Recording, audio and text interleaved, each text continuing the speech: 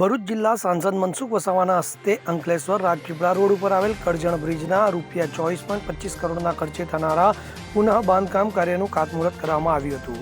આ પ્રસંગે નર્મદા જિલ્લાના નાંદોદ તાલુકાના ધારાસભ્ય ડોક્ટર દર્શનાબેન દેશમુખ ઉપસ્થિત રહ્યા હતા।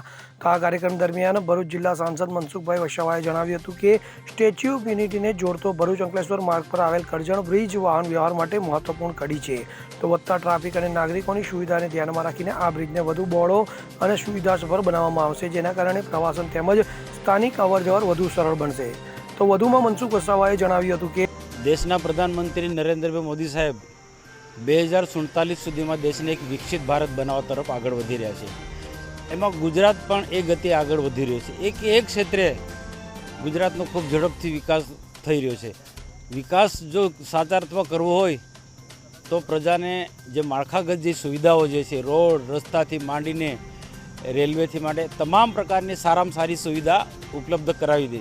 એના ભાગરૂપે સ્ટેચ્યુ ઓફ યુનિટીને જોડતો રસ્તો ભરૂચ અંકલેશ્વરથી જે હયાત છે એને પહોળો કરવાના છે ને એના સાથે જોડાયેલા કરજણ નદીનો જે બ્રિજ છે એ આમ તો જર્જરિત થયો છે, પણ એ પણ મોટો બ્રિજ બનવાનો છે, પહોળો રસ્તાના પ્રમાણમાં બનવાનો છે, જેનો આજે ખાતમુહૂર્ત થયું છે। આ પ્રસંગે મારા નાંદોદના ધારાસભ્ય ડૉક્ટર દર્શનાબેન દેશમુખ, સહકારી આગેવાન અમારા ઘનશ્યામભાઈ પટેલ તથા સૌ વરિષ્ઠ આગેવાનો, કાર્યપાલક ઇજનેર, એમની ટીમના જે મીડિયાની સમક્ષમાં આજે ખાતમુહૂર્ત કર્યું।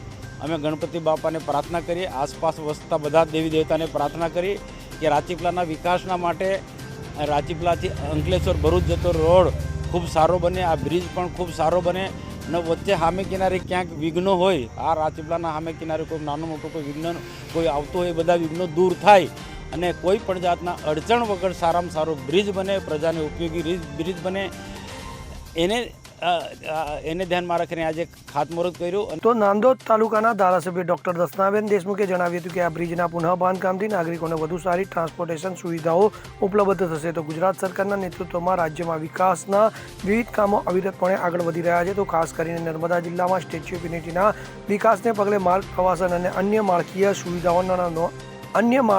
સુવિધાઓમાં નોંધપાત્ર વધારો થયો છે। દીપક જગતાપ સાથે CN24 ન્યૂઝ, રાજપીપળા।